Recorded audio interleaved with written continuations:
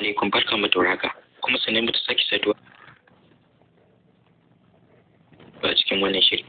A yau zan yi bayani ne akan masoyan Maryam da kuma na safara'u ta tashar Arewa 24 ta shirin kwana 90. Kamar yadda kuka sani wayannan ƴan uwanmu ne mata musulmai wayanda wani abin alheri ya faru da su, amma gabaki dai abin da ya fi mamaki shine ba ma jajintawa ƴan wannan namu, sai dai ma aibata su da muke yi.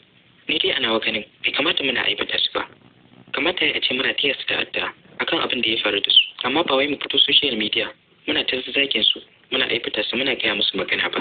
Sannan abin da zai kara baka mamaki a nan shine bidiyoyin da aka saki nasa na basa kuma yaduwa yake zuwa ƴan uwa da abokanai. Idan har mutum bai gani ba lallai sai ka kalla ba.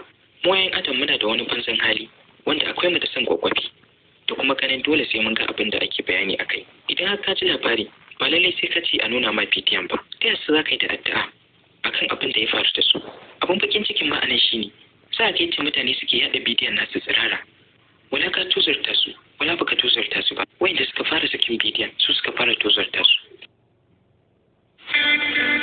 Ku danna subscribe domin samun sababbin shirye-shiryenmu cikin sauƙi. Sannan ku danna ƙararrawar sanarwa don sanar da ku da zarar mun ɗora bidiyo. Mun gode.